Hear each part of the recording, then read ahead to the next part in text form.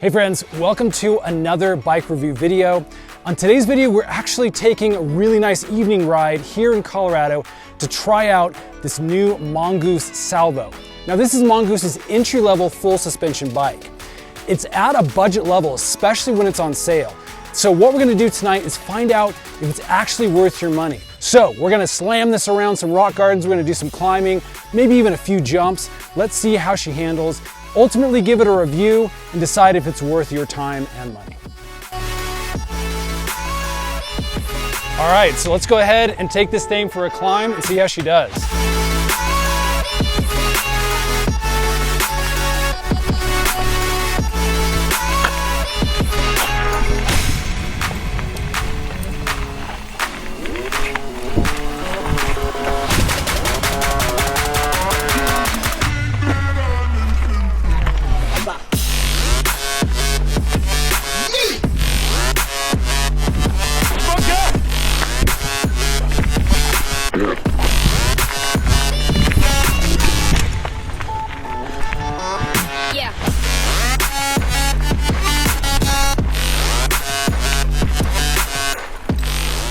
So I found this bike actually climbed really well. Now, even though it only has a 1x9 drivetrain, the top rings are actually fairly large. So even on the steeper sections that we hit today, going over some rocks, I felt like I was able to have enough control, enough in those top rings to really keep my pedals moving, and I wasn't seriously struggling. That being said, we really didn't do anything super seriously steep. Now looking at the shifter, it seemed to shift really good for me. Didn't find any major problems with that, even when shifting under load. Now again, this is more of an entry-level shifter. It's kind of on the low end, but it seems to work just fine. Now the other thing that can be a detriment to climbing is your rear suspension. Again, it can kind of just suck the energy away from really pushing and grinding uphill. But again, with this Suntour Radon, although it doesn't have like a lockout, it has some rebound control on this dial up here. Obviously you can adjust the air inside the canister.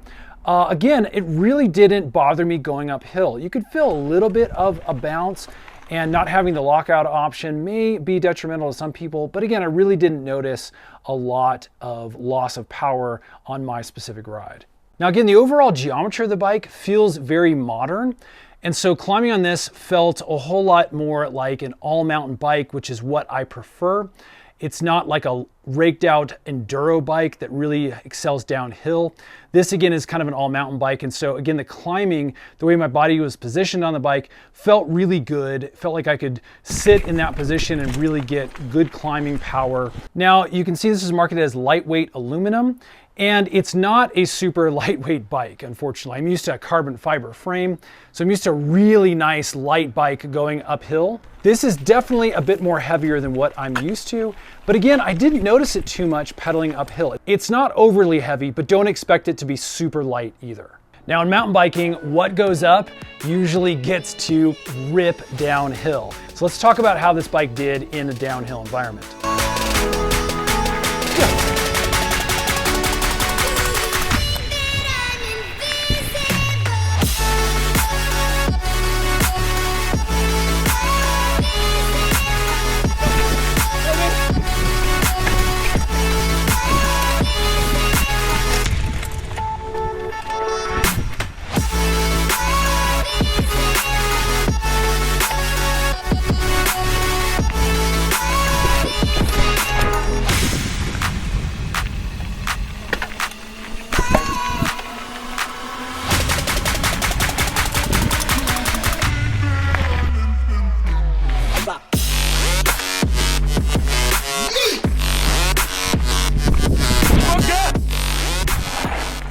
Now again, based off of the frame geometry, this is not an enduro bike, and so it's not meant for just full mashing downhill.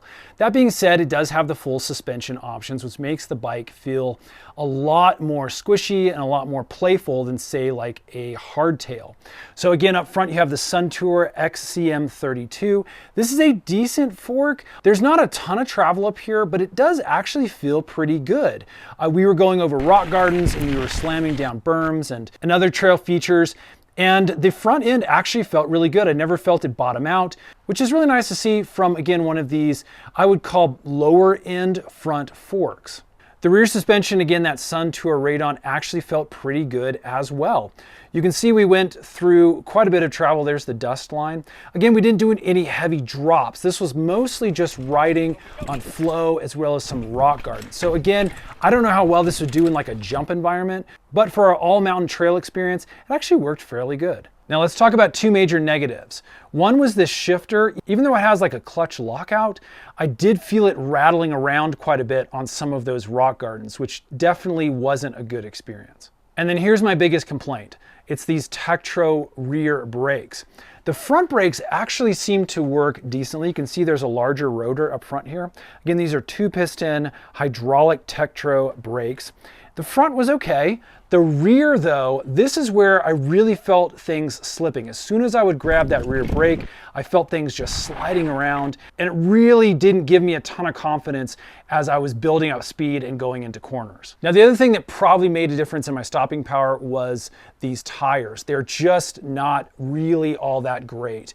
This is kind of more of a beginner entry-level tire. It just doesn't have the chunk that I would have liked to see. Again, going into a lot of the corners that we did, I felt the bike just slide out, and this may have been part of the problems. There just wasn't a ton of grip on the tires.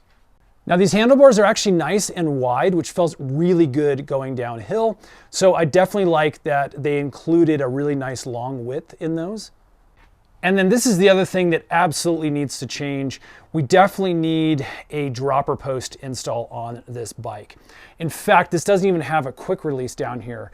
And again, going downhill, I just need that seat to go down so I can really hammer through the proper features that we find on trails. If for nothing else, get a quick release so I can drop this seat quick at the top of my climb and have a nice fun downhill. So what are my overall thoughts on the bike? Well, at its current retail price at Dick's Sporting Goods, if you're interested in checking it out, we'll put some links in the description box below. I'd say it's not really my first choice. Again, it's a little bit expensive for what I believe that you get. Now, that being said, Dick's has some regular sales on these bikes that are deeply discounted. And if you can find that deal, well, then maybe it becomes an option. So if you're somebody who's just getting into mountain biking and you're looking for a full suspension option, well, I would actually suggest the Mongoose Switchback Expert. It's a hardtail bike, but it has all sorts of really good features.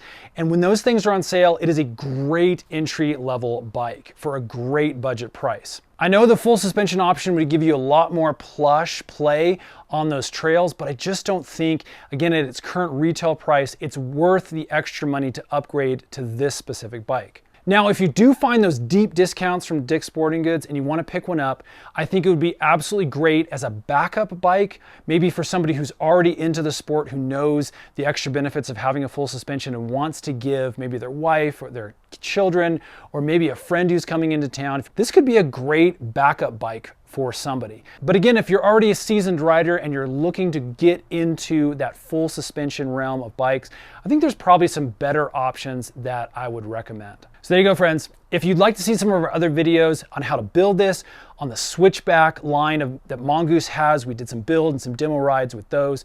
We'll put some links in the description box below. We got tons of videos. And we do a lot of these bike review style videos all the time to try to help with your buying experience. Friends, thanks so much for watching. Subscribe. We'll see you again on the next one.